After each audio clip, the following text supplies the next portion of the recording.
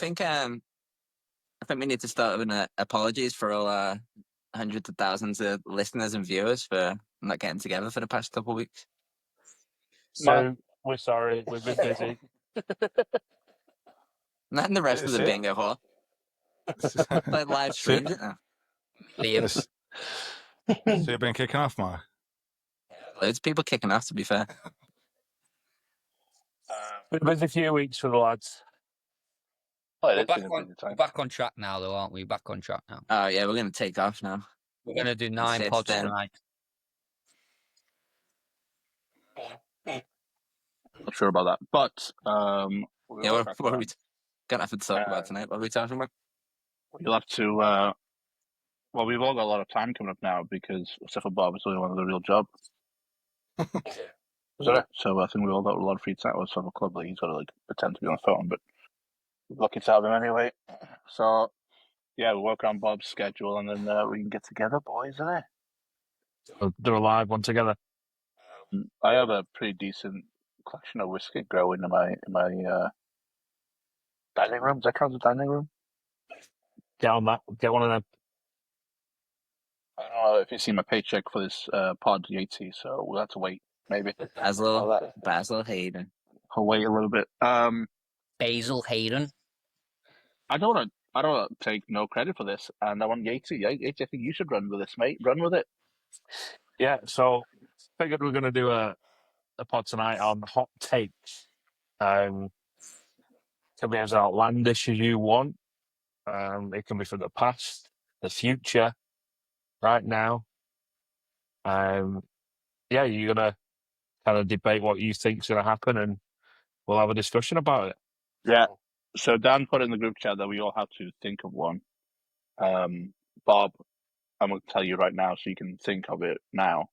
And then we can go through the list and see what we got and see if we've got some good ones. Bob said he's ready. He's first up tonight. He's got a whole dossier of information. Rob, I want to prove all wrong, Bob. Put me in my place. Let's start with you then, Roberto Whitley. Because I also don't want Mark to take it away from you, so you go first, Bob. All right. I don't think it's too outlandish, but I know Dan's probably going to try and fight me on it, but I'm going to go with the greatest season in Premier League history. Individual was Luis Suarez in 2013 and 2014.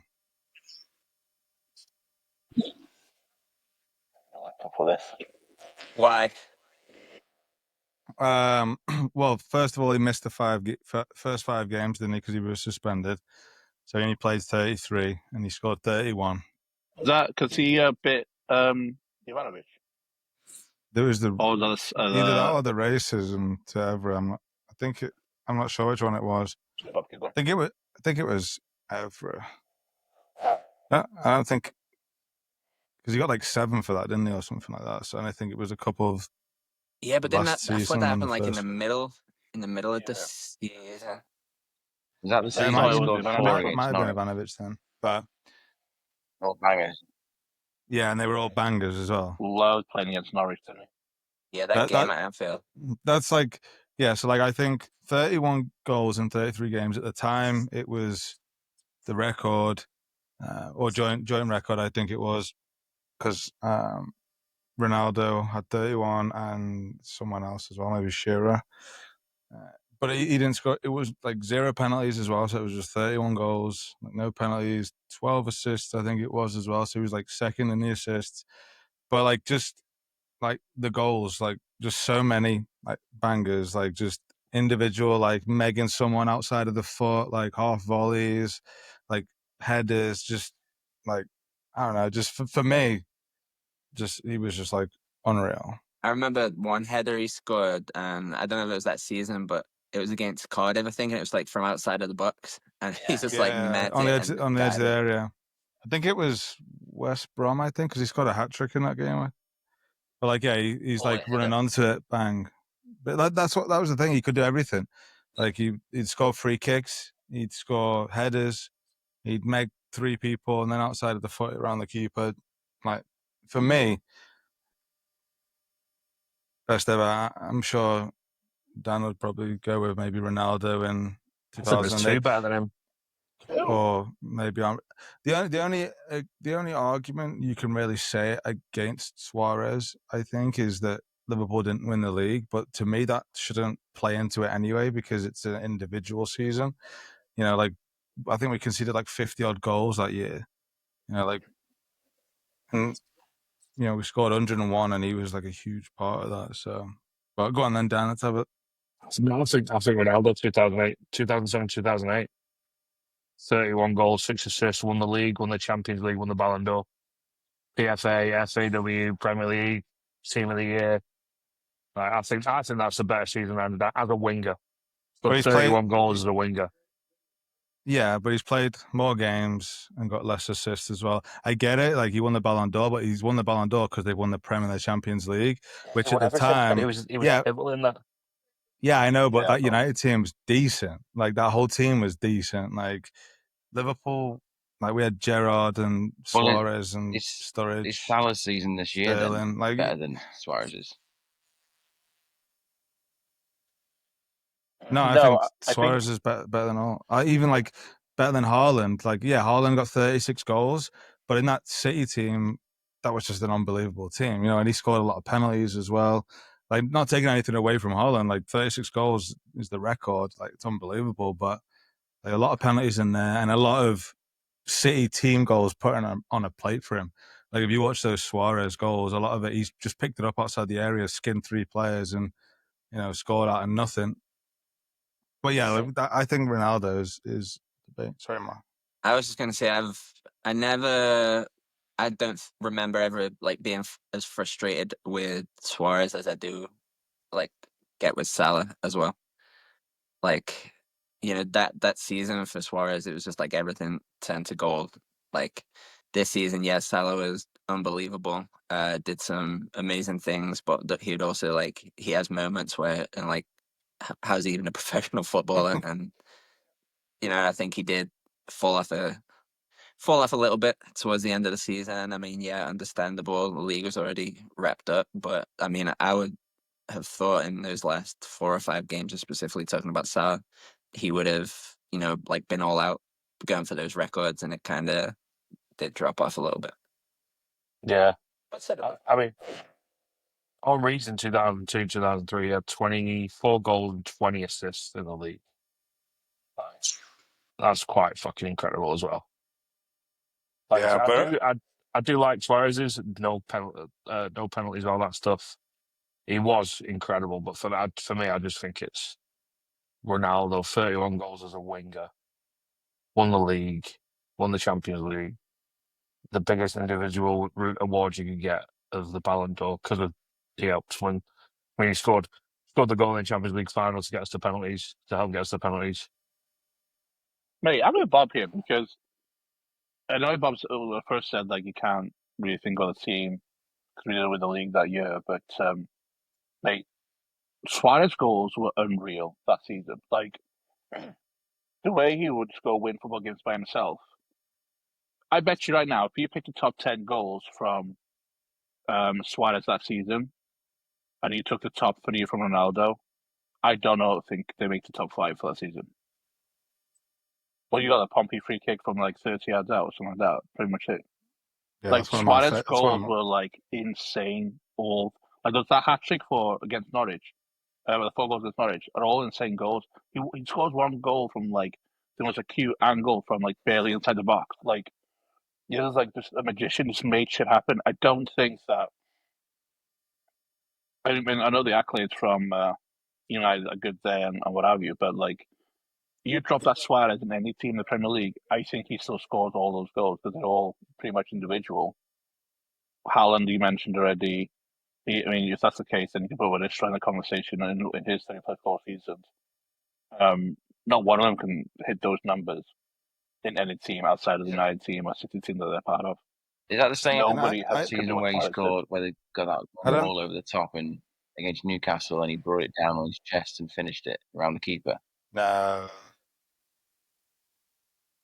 that was a different one, but like that, yeah, like my argument for the Ronaldo and the Suarez thing as well is still like I don't think Suarez could have done anymore. Like, you look at that game against Palace where we're 3-0 up and we, draw 3-3, that effectively was the start of us losing the title. Like, he still scores in that game. He scores the third. He puts your team 3-0 up, and then defensively, it's just, we just fell to pieces. Like, that's what I'm saying. Like, if that's United with the team that Ronaldo's in and he scores the third to put them 3-0 up, that United team doesn't concede 3 goals.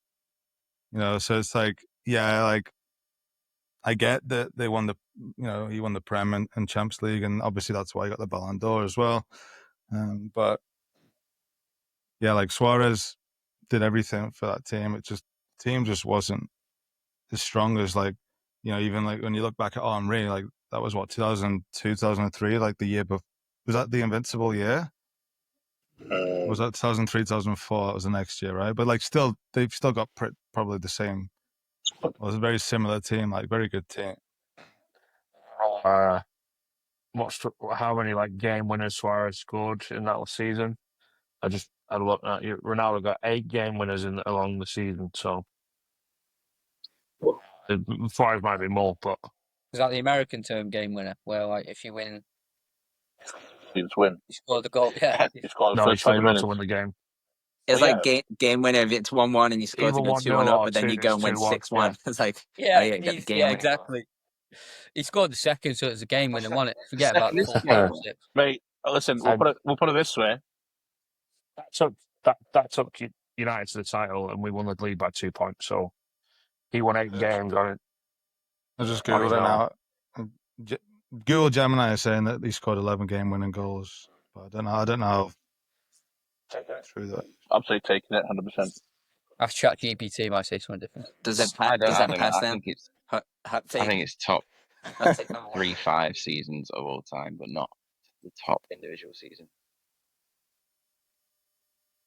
It's so hard, isn't it, to put it top, like, without winning anything, like, without winning the Ballon d'Or. If you'd have probably come and said, like, 31 goals, took Liverpool to a title for the first time in however long, won the Champions League, Ballon d'Or. What else does he have to do? That's spam then, isn't it?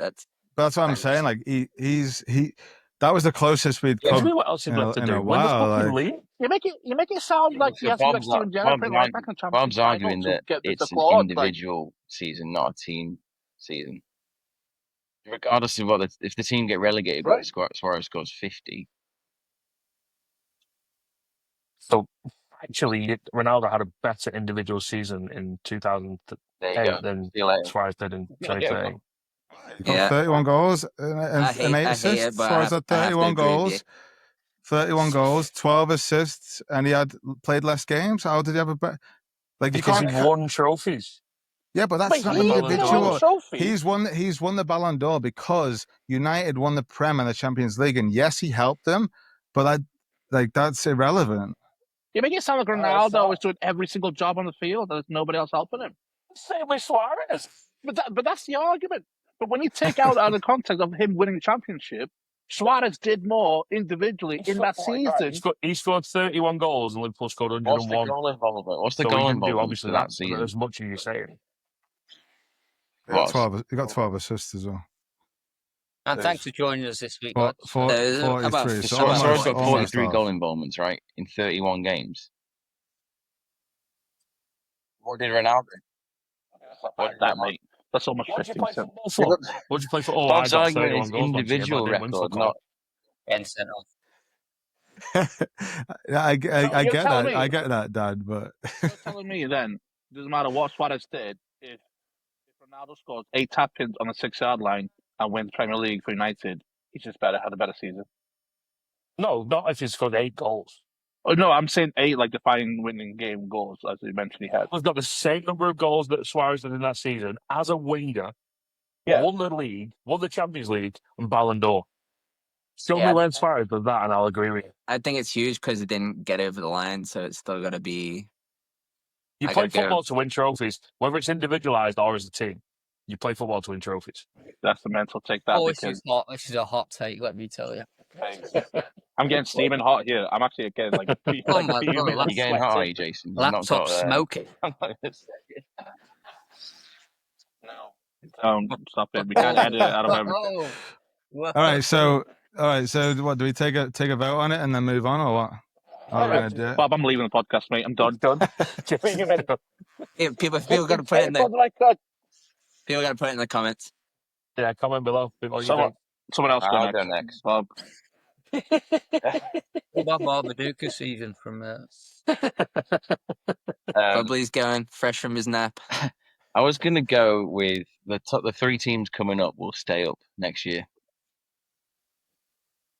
Oh my God, you're joking. I was literally going to say the same thing. I was going to say 2 of the 3 teams. I was going to say 2 of the 3, but that's boring. So I'll just go 3 out of 3. Yeah, all and the 3 going down, let's double down on the hot take, is Wolves, Fulham and Brentford. No way. I was thinking Brentford. I said Wolves, Fulham and West Ham. That's it. Argue it. I was thinking Brentford lose the goals of like in Burma. Yeah, there's talk of Burma going to United and Newcastle. I was going to say... I can't see it at all. You reckon Palace are going to lose? I think Palace are solid. Mateta, Eze. Yeah. I think Palace have got more of a chance of going down than Brentford. If they lose like a couple of players, they've got to play Europe this year. Well, that's a quite big question. Like, are they going to like reinforce the squad to play European football? So they'll spend that money, they're going to be in trouble. Doesn't matter. Who came up? Leeds. I don't think Sunderland and Burnley. Yeah. I don't think Sunderland is staying. I think Burnley. I think all 3 will go straight back down. Nah, I think the fan bases of like Leeds and Sunderland, I think they'll just having like at home. Leeds are going to be playing a different way. It's not going to be like already burnt out from. I think out of all 3 of them, Burnley stays up. See, I think they're more likely to go down. I think they're more likely to go down. Yeah.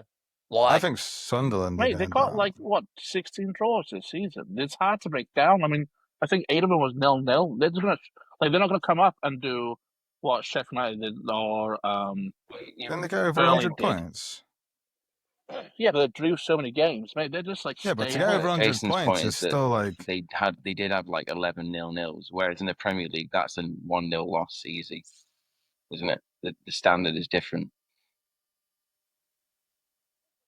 Yeah, but like you're telling me that, but none of these teams are going to go outscore any Premier League teams. So like keeping the ball out of the net is what's going to survive. That's what's going to keep you up. That's what we messed up with. Who was a shit team this year? Ipswich. Like you can't play like football at the back. You can't just make yourself in those situations. Like Burnley will look after the goal. Scott Parker will look after the goal. Yeah, but I think like Sunderland. Well, how many points did they finish on? They were like 15, 20 points behind.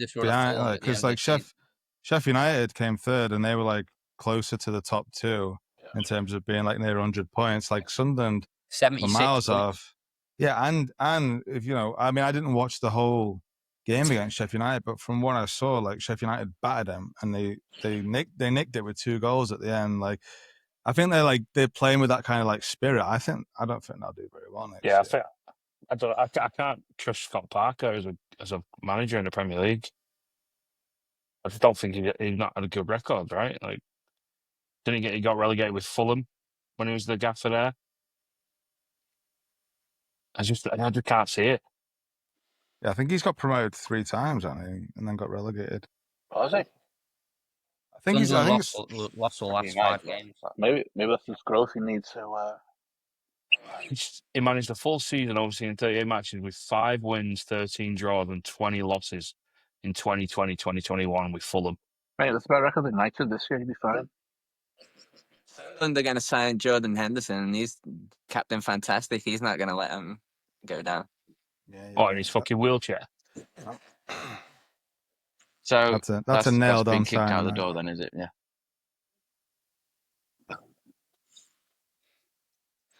I don't think all 3. I hope that at least one does, just for the sake of the Premier League, because for a bit of parity in the Premier League, I'd like to see at least one, not Leeds. So Sunderland or Burnley. Leeds can fuck off. I want to say Leeds can fuck off. They've got so many Welsh players now. It might as well be the Republic of Wales. I mean, I know Sunderland didn't do the greatest in the league in the champ, but they've got some ballers that play for them. Like they've got some good players that are already attracting Premier League attention. So if they can hold on to them and maybe keep them around, they've probably got a chance. But if they lose them, they're fucked as well. So looking players, they're all three teams are fucked. Like they can't. You're I'd right. like to see one of The them stay goals are up just for a going bit to of get parity bigger in and the bigger league. and bigger. Like like Tottenham, Tottenham, Wolves, West Ham, United are just above the relegation zone, and that just shows the quality of the league, doesn't it? Yeah. Yeah. I guess we'll wait and see for that one, huh? You're taking notes here, Dan, so we can. Jim, have you got a backup? Come Sorry, back mate. in your time and be like, All the notes are on this video right here, Jason. Oh, we I should don't go have with a backup. maybe Dan and Jason give Fainty and Mark some time to. "Fuck, you're right one." I mean, I was gonna say 2 out of the 3 teams that so yeah, so but I can probably think of a. Did you all chat GPT it as well? I didn't this time. Yeah, see what's Number yours, one pal. on ChatGPT. Yep, that's Mine is United finishing the top 6 next year under Amarin. You know, sorry. I give you top 10. I think he goes top No 6. Europe. That's There's I no was going to say Europe, is top there, 4. for United at all? But no Europe. He did the exact same. I mean, he finished higher with Sporting his first season, but he took over them halfway through the season, put on his 3-4-3, ended up finishing 4th that year in their league, which might as well be equivalent to 17th or 16th in the Premier League. Couple hot takes. He got rid of 10 players like in that summer, promoted 7 or 8 youth team players into the squad, and then not saying this is going to happen, but he walked the league for Sporting. I'm not saying United are going to win the league. I think we finished top 6. I don't think we win Champions League. I think we finished 5th or 6th. It was so bad against Spurs. Like, oh, it was awful. It was the worst game I watched this season. That's my argument. Is like since he's come in, I don't think I've seen any progress. Like it almost seems like you've been getting worse. Which that would be my only kind of. Yeah, he's gonna. I mean, you've got Cunha already. It looks like, which I think's a great signing. I think he's brilliant. Yeah, I think the recruitment's been wank for Man United. It's been awful. So how's that going to change though with no Champions League football? No. It's Man United. We still attract players. Mate, you don't have money. You need fucking just spend 62.5 million on Cunha. Yeah, but you and the staff couldn't get. They have to have a barbecue at the end of the season. Players would chip in to buy cake for fucking someone's birthday. Fucking food stamp. I was reading somewhere that you guys needed to get in Champions League just so you can break even to buy players next year. That's not true. I'm not saying it. I'm just saying whatever you read's not true. Do you keep Bruno? I know he's like the best player there, but do you establish a new culture? I'm torn with this. I'm torn. I like since he's been at the club, he's been unbelievable. I just don't think he fits in Amarin's system properly. If we're looking at trying to sign Cunha and Embuemo, they're 2 good number 10s. And we're looking at Liam Delap as well. They're the rumours of the 3 signings we're going to make. Don't see him playing next to Ugarte or Casemiro for the full season. He would, but he's not a 6. You know what I mean? He's not a central midfielder box to box. He's a single pivot 10 on his own. Like, I don't think he fits in a 2-10 system. I think he's unbelievable. I think ever since he's come in the league, no one's got no higher chance creation than him since he's been in the Premier League.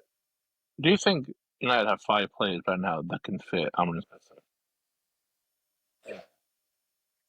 Even like Maynard, like I thought he would be like a staple. Yeah, I think Toby Maynard can.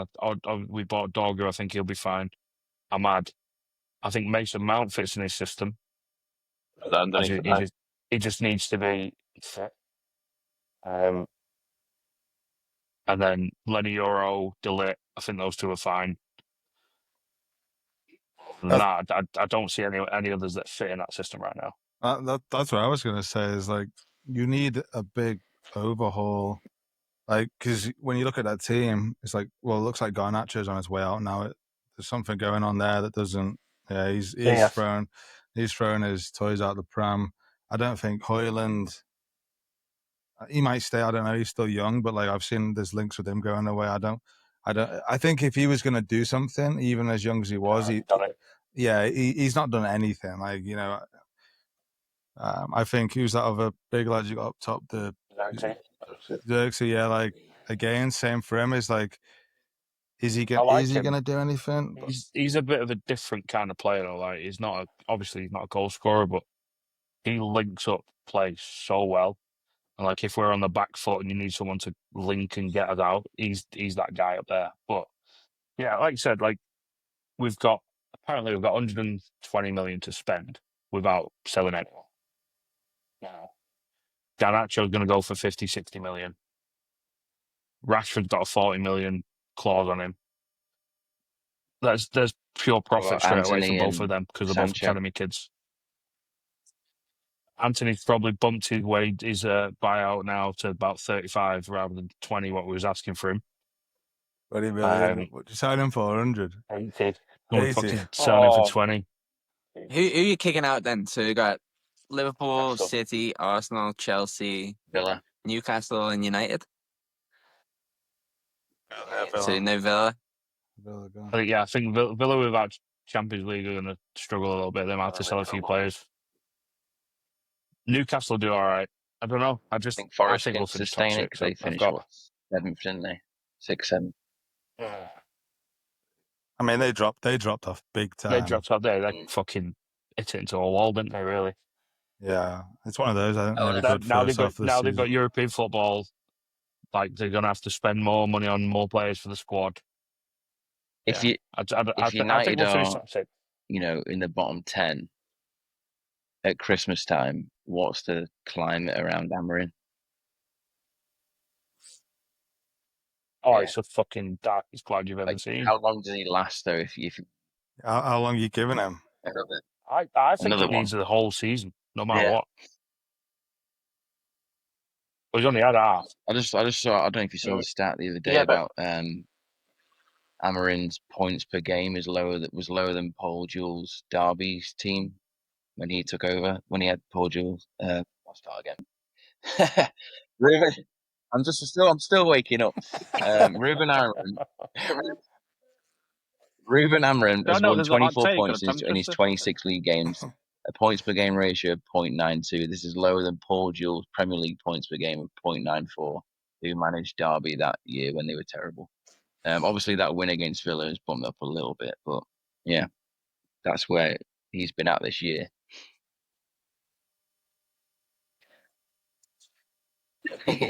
Still stayed up, though, so happy with that. Just about. Do you agree with him coming in and just saying, we're going to play this way, or would you have liked to see him come in and win some fucking games? There was not much we could have tried to win this year. Yeah, we could have tried to get European football, but it's fucking papering over glass out, like papering over cracks, you know what I mean? We needed this to happen, I think. So I hit absolute rock bottom. Well, absolute rock bottom would have been relegation, but to survive not going down, like, oh fuck, here we go. Something needs to happen drastic here. It is mad Sorry, I was gonna say, it is mad how close United came to getting relegated. Like that's what I was gonna say. Like, where does that compare in like the last 5 seasons in terms of like the bottom 3? Because there was still a gap between the bottom 3 because the bottom 3 were that bad this year. There was still a hefty cushion between them and then Spurs and United. You know what I mean? Usually it's like if you get 40 points, isn't it? Yeah. What do you have? 39, 40? 42. Would have been kicked. 42. Happy days. Easily survive. Loads of space. I think a team did go down with I think the 42 before. 40-point mark At is United, going I on think like there has. 35 now, isn't Or it? Really, it's gone down. Because of there's no parity in the league anymore. I think you're right. 35 is about where you're at. Stay up. No, I feel like Jason Wilcox has got he's a very, very good technical director. He knows who he wants to bring in for the system and I mean, even if Amarin does go, like, these players are still going to be able to play football, and they're looking at better footballers now than what we've been looking at. We're not signing any like superstar marquee signings that we've been like. It took us 3 years to sign fucking Sancho, and that twat's down in Chelsea right now. I don't know how this is gonna make me look bad, probably, but United pissed me the fuck off. I might be like a low key third removed, third removed like closet United fan because like I don't know how you guys feel, especially being Liverpool fans, but like you've gone from being the biggest rivals where like shit my pants playing against United to like I couldn't care if they're playing or not now. Like I have no empathy or care of what United does because this can't affect us. But like, how the fuck is it so badly managed to this point? It blows my mind. I think that I am like almost where like how Roy Keane is. I think it's like fucking rotten to the core from the issues. So my hot take, and I'm just going to put it now so we can carry on the conversation. I think the biggest mistake I've done in the last 12, 15 months is selling McTominay. I think you got like all the wrong people for all the wrong culture. Kind of like what you said now, Dan, in terms of signing fucking shit houses instead of fucking players who can play football, proper football, that can get job done in the Premier League. And I think it's batshit crazy if you give Amrin no, you got to give him 3 years, I think, to fix this if you're going to go with it. But to bring in somebody in that plays a 3-4-3 midfield that doesn't transpire is not the most popular formation in the world. That you give him 6 months a year and then can him after spending another 150, 200 million on a squad and be in the same fucking situation again. I don't know why it just pisses me off so much. Like, I just feel like I could run the fucking club better. Like, 100%. I am like infuriated with this whole situation. I'm not even a United fan. Like, what the fuck is going on? Mate, I'd have been fucking. I was binning fucking. What's his name? Fucking Bruno Mars in my head now. Fernandez, fucking years ago. Just fuck off. You are the wrong person. I always say like I don't think he survived the old United. He doesn't survive because he's a fucking shithouse. He got fucking his head kicked in and fucked off. And I said that you need like just 11 McTominays. Like forget about trying to win the league, whatever. And I think this year you don't go and try and find the Cunhas and stuff because I think Cunha is just a more athletic version of Fernandez in the situation. You need a fucking hard nosed fucking person just to grind this team back to where it needs to be, like and have the culture. Like you need the Hendersons and James Millers we had for the last 5-6 years to set the tone right for the club. Like the club is just a fucking shambles. Like I don't know, it just pisses me off that even the people you're linked with can't fucking do anything on their own. And I don't mean like Ronaldo Suarez conversation. I mean just fucking grind and get shit done, do the ugly stuff and stay in the Premier League. Like the Burnley squad under Dyche 10 years ago is what you need to bring in right now and just fucking back to teams physically and just be in the league, be respectful, then add the flight on top. Like We've got no physicality in our team. No physicality and not a lot of athleticism. no fucking care. Fuck the athleticism. Just fucking care what you're doing. Like what? Like when we I talk. I want to know who the fuck at Man United's academy took Scott McTominay out of being a fucking striker and played him as a six. Mate. Because that's what happened. He was a striker when he was younger, and then they put him in centre midfield because he grew loads, and now he's fucking banging in goals left, right, centre at Napoli and winning the fucking league. I'm telling you right now, McTominay at the 6 is the best player at United right now. The second.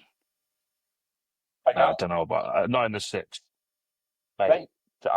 No, not in the 6. If you put him in a 10, He if you scored play him goals. in a 10, I think you're missing my point. I'm not talking about he his. played in the 6. McTominay played in the 6 for fucking 3 years. Yeah, I Next to know, Fred, and he was wanking the 6. but he was Fred. passionate. He fucking ran through fucking brick walls for you. Did everything he can to win the fucking football And game. he hid behind other players so he couldn't get the ball past to him. So He's fucking not a central Fernandes. midfielder. That bastard will He's hide not a behind the central midfielder. fucking corner flag That's to win what the fucking football and do stuff. that's what I want to say about Fernandez. Like we talk a lot about Fernandez being like, a great player and how like, like Amorim can build a team around him or whatever. But like, how much of the problem is Bruno? Like, I've never ever seen anyone moan as much as him. Like, how much does he do that behind the scene? How many problems does that cause? Because I can't see like, someone doing something bad and then being like, oh, it's all right, mate. Don't worry, come on, like you would for a Hendo or a Milner. Like he just moans about everything. I'm kind of in that boat too. Like, I think his talent wise as a footballer is special. I think he's really, really good as a footballer. As a leader, I just don't think it's not there. It's really not. Like, are we this bad because that's the captain and it bleeds into everyone else? And it's oh fucking hell. Do you know what I mean? It's a huge part of it. Like having your leader like If that. we got 100 million bid for him from Saudi or wherever, I'd sell him. Mate, I'd sell it. I think you have to. But like I think Cunha, yeah, he's a class player. I think he's going to be a good signing, but he does also have them qualities like the FA Cup game. I think it was against Bournemouth where he lost his head, and like there was a few games for Wolves this season where he kind of didn't want to go. I'll fucking take that as something like fucking Yeah, a bit of fucking fight about someone. Yeah. Well, I was going to say, Not going one back of to our one players of is the things like that that. Jason said that stood out was you need 11 just dirty players just to get you through and try and stop you getting relegated, which is a stark contrast to where United have been. We're going to be Yeah, nowhere no, near the bottom half of the table stood out. this year. I mean, the Nowhere fact near. that I'm not buying it. Listen, if you don't sign football players to do a fucking job, mate, I don't see you top 10. We're going nowhere near the bottom half of the table. I'm telling you right now, Yes. please. And the thing is, I'm getting so fucking mad again. I mean, Oh, yeah, we had a bad day, mate. talking about this hot takes. Mate, and the thing is, we all know as coaches as well, like, there's not one. I can't think really. I'm trying to think of anyone in my squad right now where I'm like, yeah, I'll have you in my squad. Like, I mean, surely like Harry Maguire, right? That's what he was brought in to do and be, but he got like Mate, ridiculed that I much think- that he couldn't be anymore. well, in my head, I'm thinking Tarkovsky, like, it'd be a great centre half, just get fucking shit done back there, just be a solid centre half. Like, sure, he's not as glamorous. Delete Euro Maguire. Martinez is probably in there if you take away his injuries. Like, the back line's actually that want to play and fight and do all that shitty stuff, right? It's the rest of the squad. Like, Casemiro's too old. Way too old now for the Premier League. Might be all right playing one game a fucking week now for next year. We'll see. But the keeper he's good one enough. that's probably going to get offloaded. No, he's the worst keeper I've ever seen in my life. That cunt.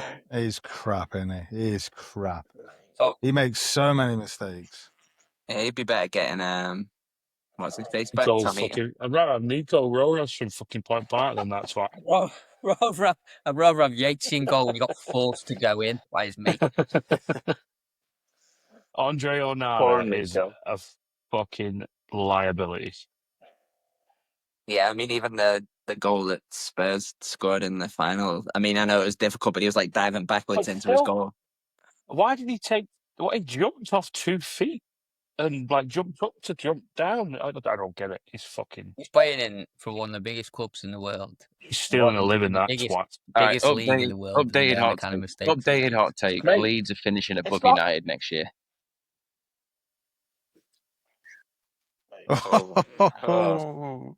Nowhere near. Put 500 quid on it. What market? Jace, what was, your hot take was McTominay Ballon d'Or? Like what? That's what I heard.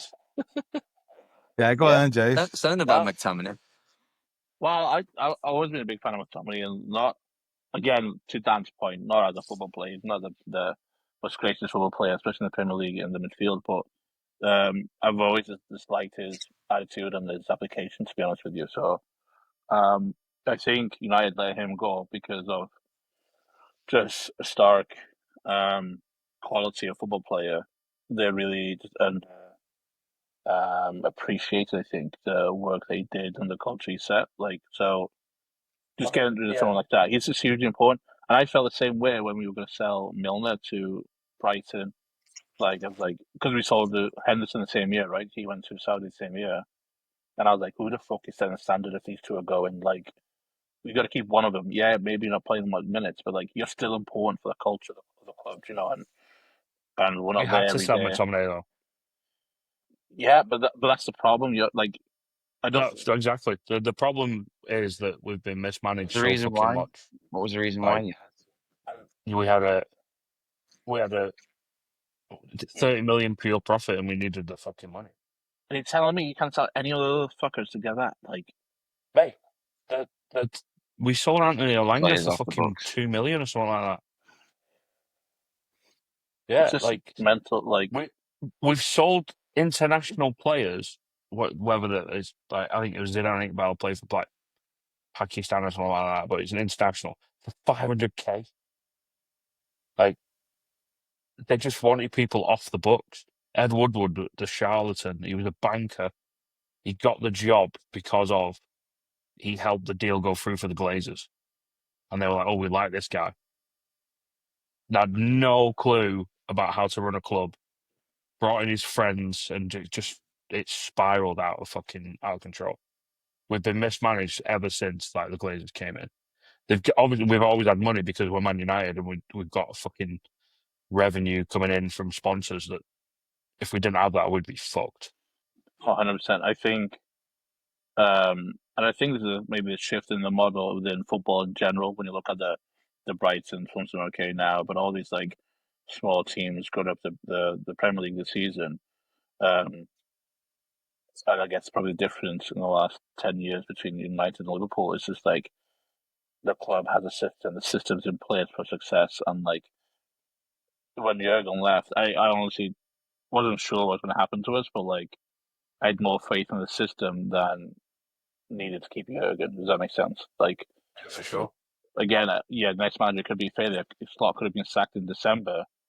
Not great, but the system in place they've been so successful with, it doesn't matter. Like, okay, next manager to get the job done. Do you know? Yeah, and that's why I we think so, weren't. sure. That's why we weren't successful when Fergie left. Yeah, because that's a great point. Fergie was the system. Right. Like he still ran. He ran the day to day of everything. As soon as he left, everyone was like, "Oh shit, I've got to actually do some work now. What do I do? Oh yeah, we'll go sign that player for 100 million. We'll sign Harry Maguire for 80 million. Yeah, sure. Yeah, why not? Sounds about right. Pay for Leicester's new training ground. Why not? So that's it. Yeah, so that's my hot take, lad. I think, especially as a coach, well, I was thinking about this the other day, or today actually, when prepping for pre-season, and you know, all the classes they want to make the girls take in pre-season, whatever. Like, you just need the right people. Not even the best football players. Just right people has to be in the house, otherwise you're shit out of luck. And I think McTominay is one of the right people that United just almost say didn't appreciate. But Yeah, I like McTominay. I thought he was good in the final third of the field. I'd like to have seen him higher up the field at United, but he's not. He's not. He weren't a central midfielder. Like I love it. Like you said, his attitude and the way that he played the game, and yeah, he was all in on that. What, was he a great footballer? No. they can get another one, like him right back, will change everything. I So, so what's your official one-line hot take on that then? Like, if McTominay was at United still, they'd be in Europe, United. or like We wouldn't be worse than where we're at.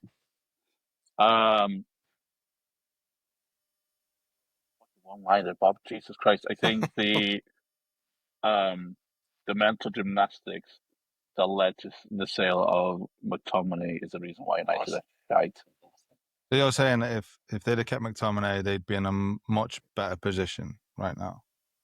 Yeah, because that means that somebody is running the club and knowing how the game is played. Yeah.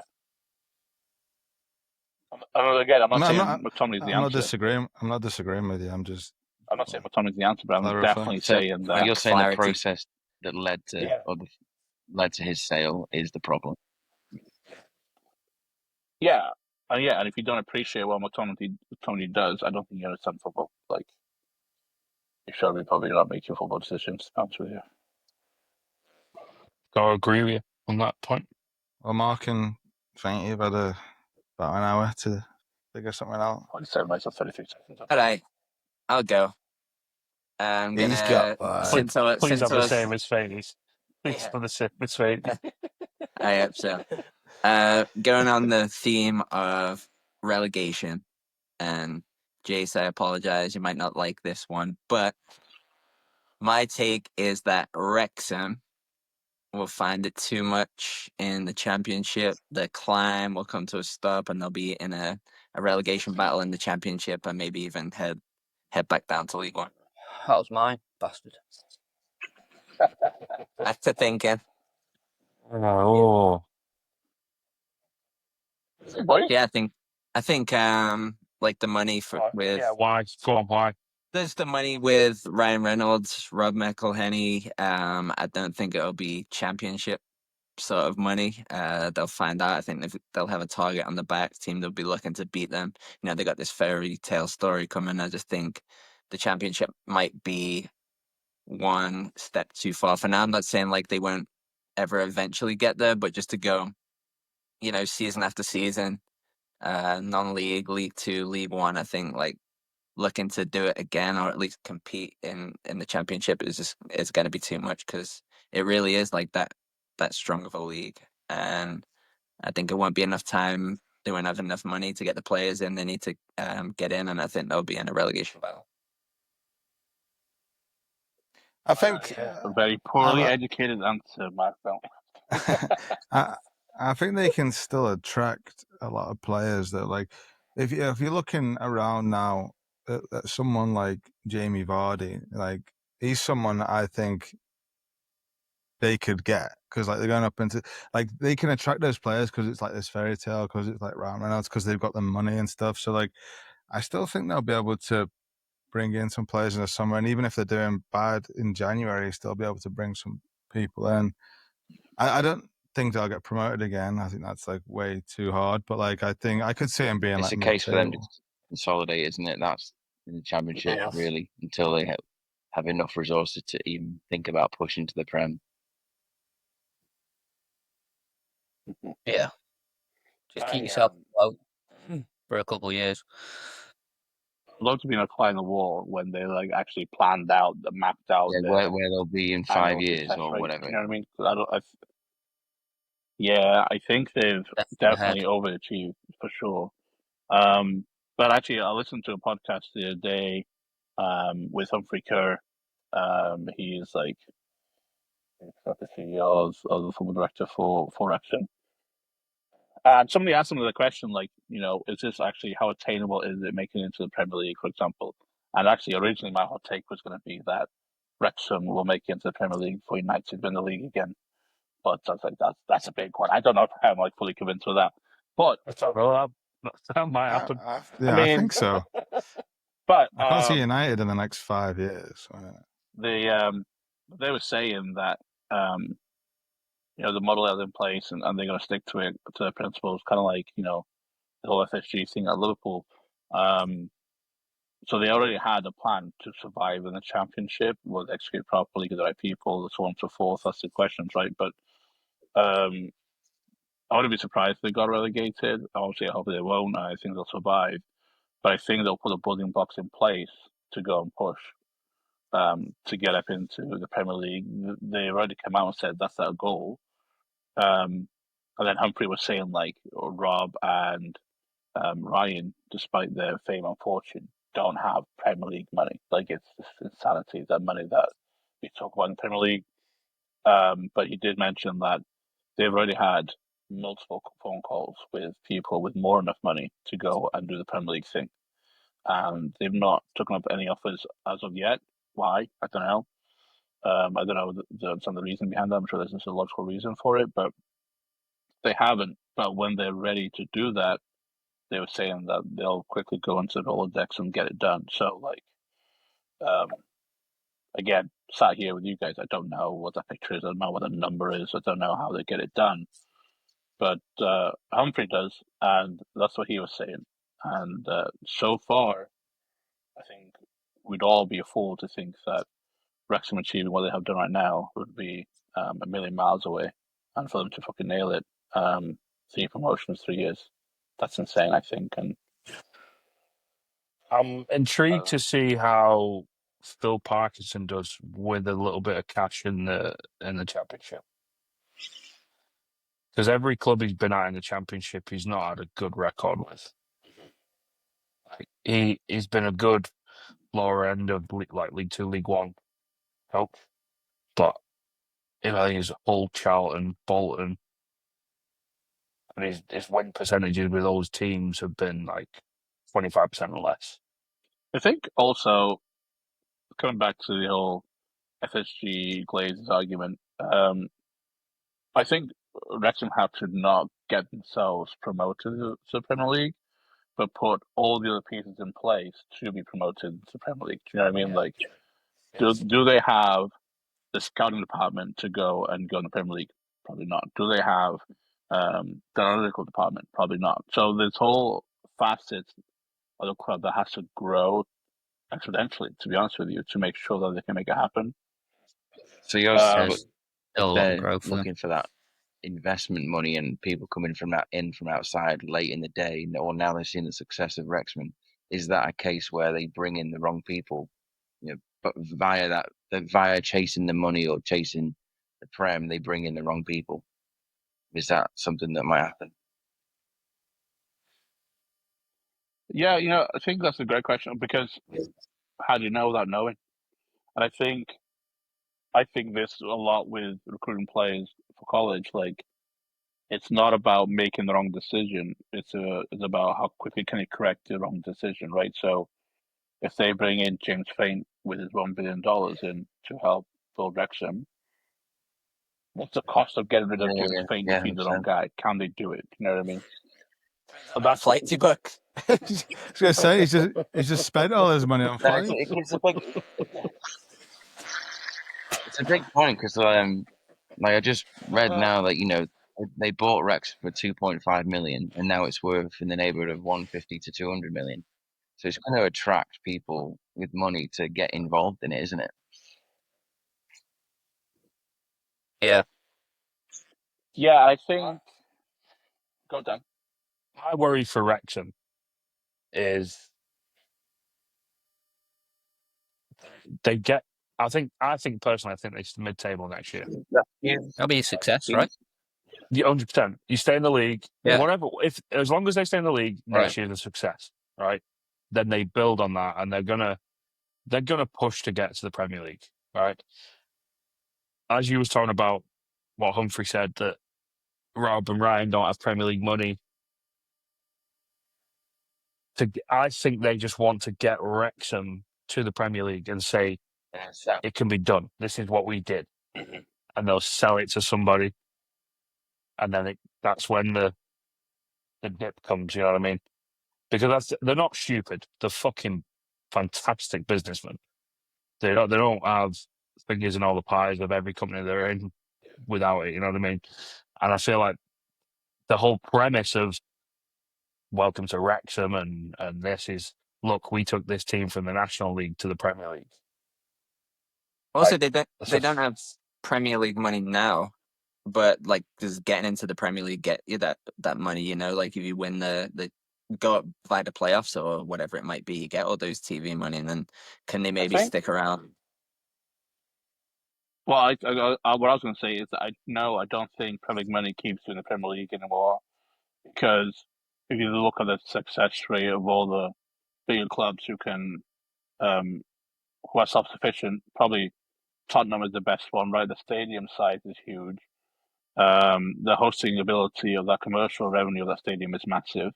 The location being in London with all the population density around them is huge. Liverpool, United, all these big clubs all have that huge backing globally that gets them to exploit the Premier League money. The Premier League money itself, we see with teams going up and down every year. Unless you have that core commercial base, look at what you Luton have won't done. survive the They Premier League. small, quote unquote small. Yeah, Yeah. League One. Yeah, League One now. Exactly.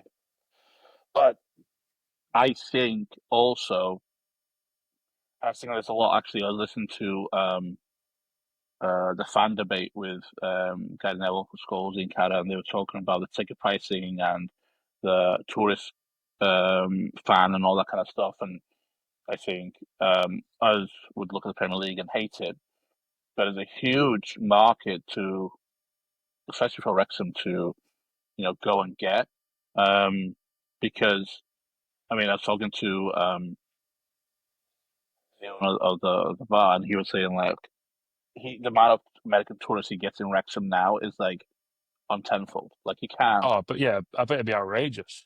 So I it's killing the people that go to Anfield week in week out because the pricing of the game, but that 5,000, 10,000 tickets per year sold at the stupid prices that they are is making this journey for Wrexham like tenfold, probably better than we'd ever imagined. You know what I mean? So like, it's like a sort of obviously like knife two sides. Like it's good for one cause, but the other cause it hurts other people. Do you know what I mean? So I think it could be huge. And even in the same debate, they were talking about having fucking Wayne.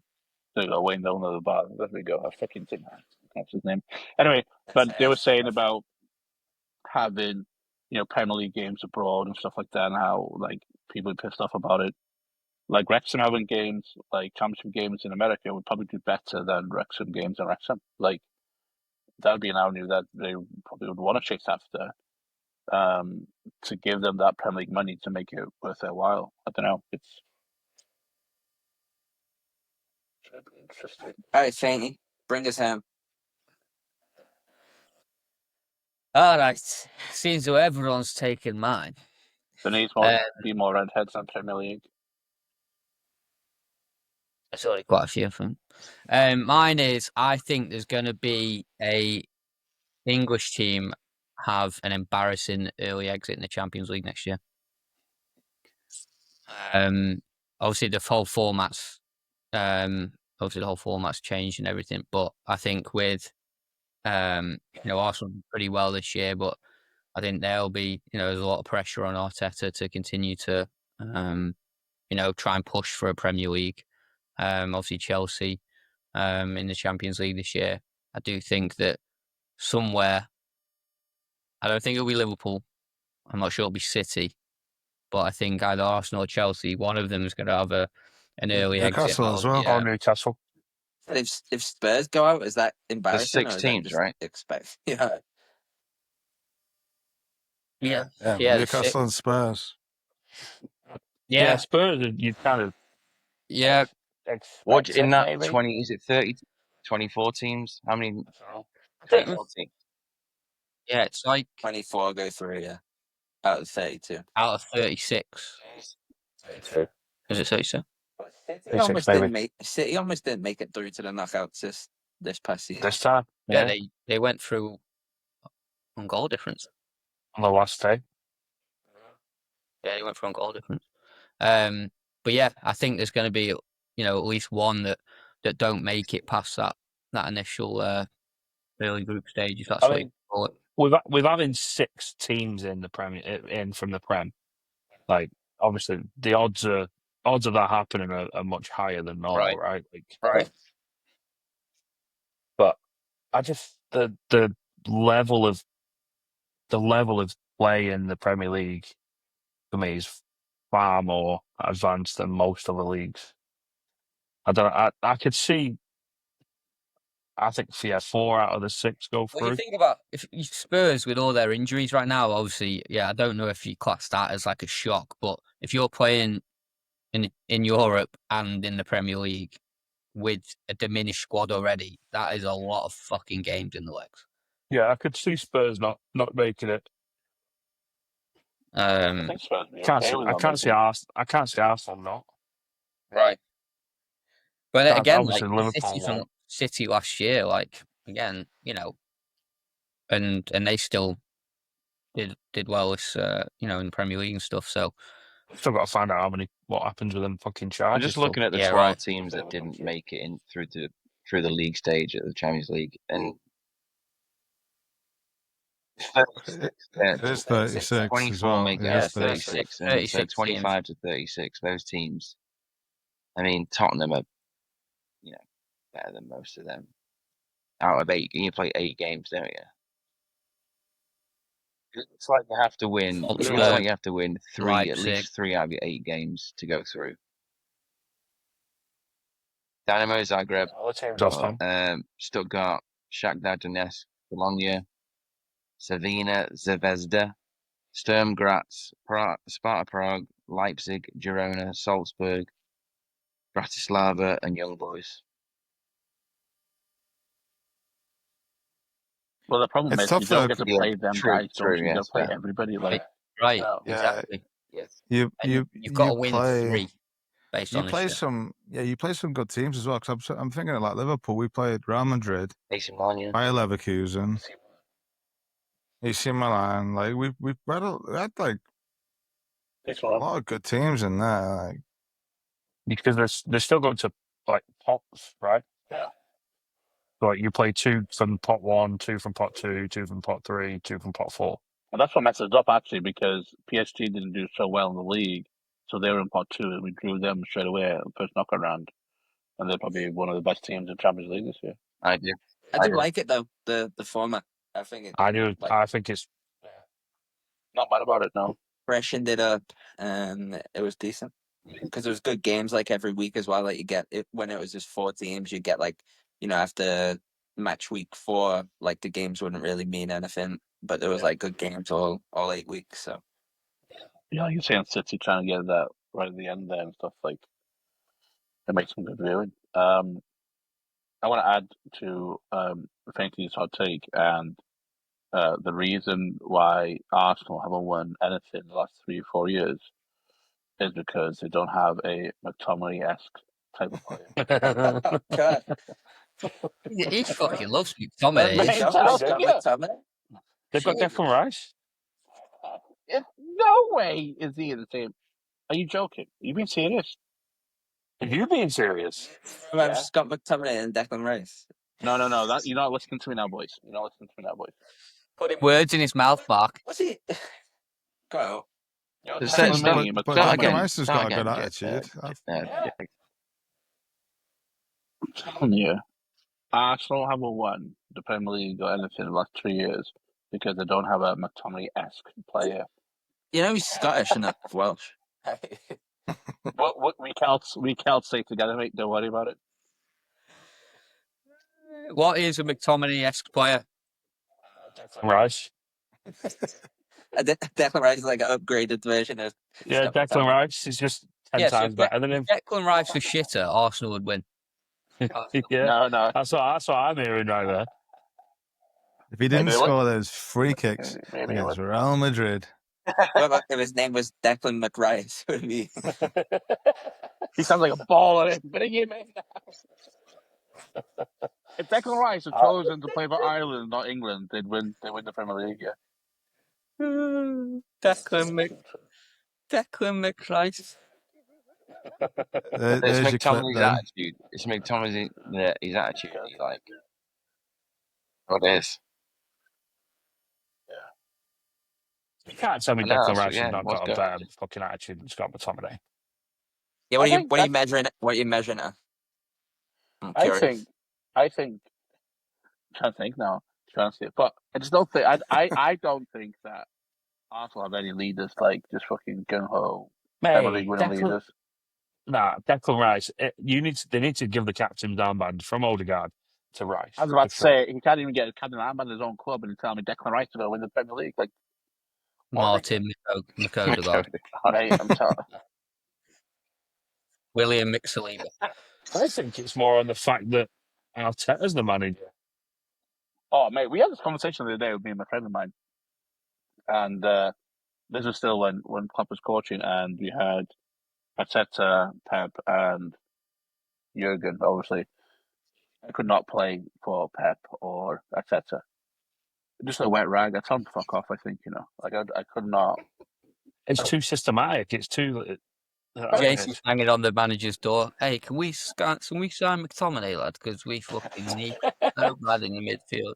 Play football manager, but he walks in. We Can't play without. need a fourth midfielder. I can't play Gaffer, I without signed McTominay. McTominay on Football Manager, and he won us the league. Fuck you now. I think Jason, it'd shut up about McTominay. Just focus on your own game, will you? I think it'd be. I'm a little bit worried. First, you're talking about anal beads, and now there's the obsession with Scott McTominay.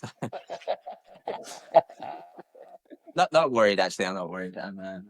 Mate, I'm telling you, like Slightly cautious. the McTominays, the fucking James Milner, Jordan Hendersons of the world, like they just get the layer done. Like it's not. I don't know how. Declan Rice is that person. Just hate Rice. Declan Rice is a better football player than all three of the people I just mentioned, but I just don't think he's got that that edge to him. I just don't think he has it now. Wasn't he? Was he at West Ham when they won the fucking Conference League? Oh, you want to put the Conference League next to the Premier League and have this conversation? Yeah, is that No, what we're doing? I'm just saying. You're telling me he's playing against you in a fucking amateur league and that he should be winning the Premier League because he's a captain of West Ham? No, I'm saying he's got the experience of taking a team, winning stuff. Again, Winning the European competitions that hard. The Conference League, though. Your obsession with Scott McTominay right now is slightly worrying. Mate, you're pissing me off You think thinking that we can bring the Conference League into the same conversation as the Premier League. Have you seen those head-to-head videos on Instagram where he has to choose like this player or this player? We should do one with Jason. Is McTominay, McTominay or Messi? Messi or McTominay, yeah. He's like, oh, McTominay. I mean, Lionel McTominay. What does your squad need now? Messi. On a serious note, I think Declan Rice is that man. I think he's got that in him for sure. He was he does it for England. He's the newer Jordan Henderson of England. No one fuck all for England, either, is he? Talk about the attitude and like wanting to win and drive, and he has all that in him. Well, so my hands down. My caveat to this point is that I also think he can do it on his own. Like you need like 3 or 4 of them in your squad to go and win something. And I would happily concede to maybe. I think there's only Declan Rice and maybe Saliba in that Arsenal team that have got that. Yeah. Like a Tony I mean, look at that John team. Terry, Would they sign Isak, and you got Raya, who's like second best goalie in the league to Alisson. I don't think they'll get Isak, but I think they'll get that Goy Kers. I'll say his name because he's going for 65 mil. Like I've not really watched him, but based on his stats, that's a steal. I could see them going for him. He didn't even do it at Coventry. Rip up at Coventry, yeah.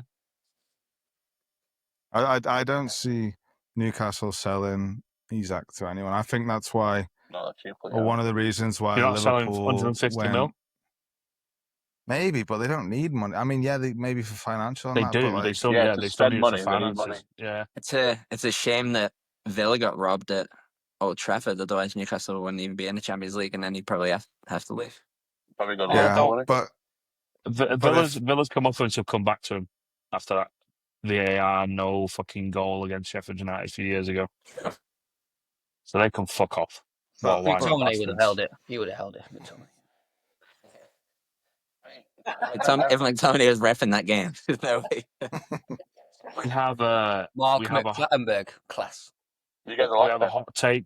We have a hot take from a fan. You know, it's not even live. A fan, right? Yeah, here's a fan. A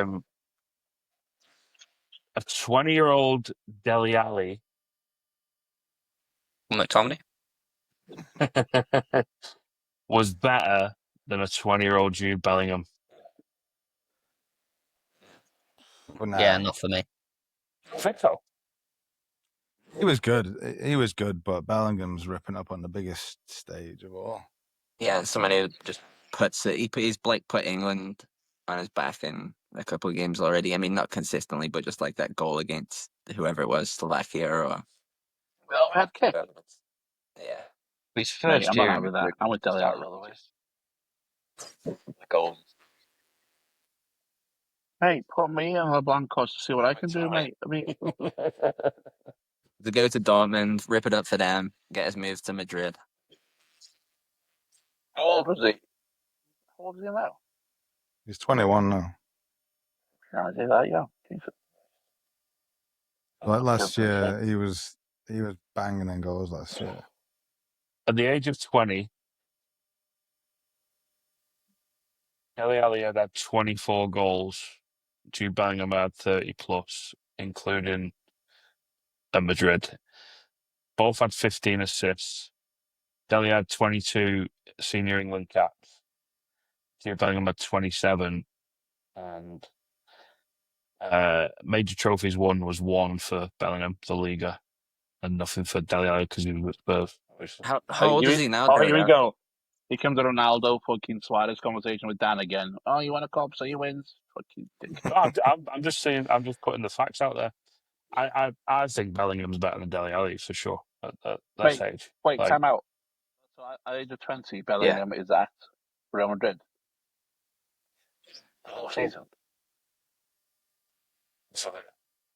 Oh, or is he at Dortmund first? No, 10, 21. What's his numbers at Dortmund? My argument is Dortmund equal to Tottenham in the Premier League that year? And Dele Alli isn't playing. You telling me Dele Alli that year just got to Real Madrid and bangs the goals and wins the Liga? I kind of forget how good Dele Alli was though, because his drop off was so It was significant. quite. And obviously, Profit, wasn't it? he was dealing. Yeah, he was obviously dealing with a lot. Like, Dan, is this Fan Garrett by any chance? Fan. Gotta be a Spurs fan. Benz, baby, Mark Benz. Ah, interesting, Betsy. We don't need his answer. I don't want. Good question. Where was it? 2002 to 23 was that? When he was 19. That was his last season at Dortmund anyway. So he played 42 games, 14 goals and 7 assists. He won the DFB Polka winner, runner-up for Bundesliga Player of the Season, BVB's Player of the Season. Well, I mean, he's got Player of the Season. Yeah, pretty impressive. Dele He got young player, Dele didn't he? Alli didn't get Player of the Season, did he? Dele Alli's first two Dele Alli. seasons at Tottenham when he was 19 and 20 years old, scored 10 in his first year, then scored 18 in his second year at Tottenham. 18 goals. 18 goals, yeah. Scored 18, did he? That's in the decent, Prem. that. definitely forgot 18 goals how. in the Prem. Kevin Phillips. 22 goals overall. The Premier League team, not the bloody Bundesliga. 16, 17, they finished second. Behind Leicester. Yeah. I know, because they finished third that year, didn't they? Yeah, they finished Chelsea won it that year. Race. Dele at 19 scored 11 goals and 11 assists in the Premier League, Europa League, and the Cup. He was PFA Young Player of the Year, named in the PFA Team of the Year. It was the season he scored that first year, wasn't it? volley against Palace. We flicked it over his head. Which is unbelievable. Side by side comparison. Got me Bellingham in it. All right, so games played 46 for Dele Alli, 42 for Bellingham, 11 goals and 11 assists for Dele Alli, 14 goals and 7 assists. So 22 goal involvements, 21 goal involvements. PFA Young Player of the Year for Dele Alli, Bundesliga Player of the season. Spurs finished third. Dortmund finished second. None of them won a trophy that year. Oh, I thought Bellingham won the polka. It says none, but BVB won the DFB polka in the earlier season. So, like, I think it's like the early cup they have in Germany. Last season, I think it's like the Super Cup, maybe, or whatever. Tottenham playing in the Europa League, and Tottenham playing in the Champions League. I mean, in my mind, Bellingham's way better, but obviously that's recency bias as well, you know. And For sure. It's not I think Bellingham's better, but like you said before, I forget how good Dele Alli was. I think Dele Alli. I think Bellingham is a better all-round football player, athleticism, footballing ability, all that kind of good stuff. But Dele Alli was a better straight football. He was just a maverick Yeah, footballer. I kind of agree with that. I think Bellingham's got that tactical side to his head. You know what I mean? I think he's more of a complete player. Yeah. But Dele Alli can do something out of nothing as well. Dele Alli's fucking well good. Get some clips up. But I feel Dele Alli was more of a final third threat than Bellingham though. Yeah, but then if that's the case, then you can take in or you take account for Bellingham's good joys at Real Madrid because he played that 10 role for sure. Ancelotti and he banged in that goal. Yeah, it's a good one. It's a good debate. Great one, that mate. Betsy. Cheers, mate. Yeah, all about it. What are the other fans saying? You scroll through the comments and see. that was it for that one. Oh, must be too late. I just set one in, mate. You should check it again. Oh, wait, there's one more. Wait, how keep waiting on this? There's one more. Just like Mark Ben, shut up, you tit. Mark Bentley's hair will make a better comeback than Rooney's. Well, look at this here, lads. Already got me flight booked to Turkey for the end of the year. So, I don't know. And on that, Yeah, no. don't let Jim buy that flights. That's a good one, that. Are we not going to discuss it? Cheeky bastard. Oh, Jesus Christ. It's not enough. What How do we people reckon? commenting? I don't get it.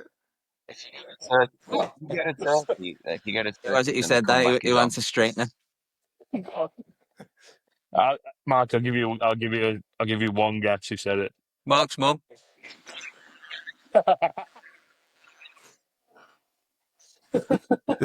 3 o'clock in the morning. James Payne thinks that his mom is like his, just doesn't give a fuck about him. So, oh, mental. Did someone actually say that? I thought that was just you. No, that's even better. Which one? Own up to it. Who was it? Jason. Nice. I was going to say there was definitely a few options for people back at home, but it was a little bit too late for that. I just refreshed and I was like, oh, fucking, that was a new comment. Oh, wait, Jason said. What do you reckon then? If you're gonna have the hot take, you gotta back it up. I think no, because I think you need some roll game, lads. We're gonna fucking take banter the fuck out of that bald head of yours, mate, and just fucking get going.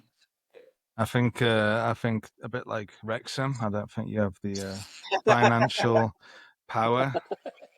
You don't have the capacity for that one, big man. To keep it going down, mate. Make sure you check their weather reports every morning, Mark. He's got off. he's got to go knock McKenna out. Get it over with right now. Live on the pod. Any high wings, don't go out, lads. Is that your manscape? If it wasn't going to make too much of a mess, I'd just go... Leave your manscapes alone. Nah, I'm clinging. Look, it's the camera. This part here, I think it's just the way the light's shining on it. It's actually fuller than it looks. So, on a serious note, Mark, how many haircuts have you got left? 0. You just put that video in. That was the last one. Sat down. I was like, yeah, it's the last time. Been clinging on for a good few years, but Oh, that was fucking You magic. got to start putting like Rogaine or something on it. It's gone, mate. Just buy a lot of Sharpies. Taking the L. What is it? Like Use soil.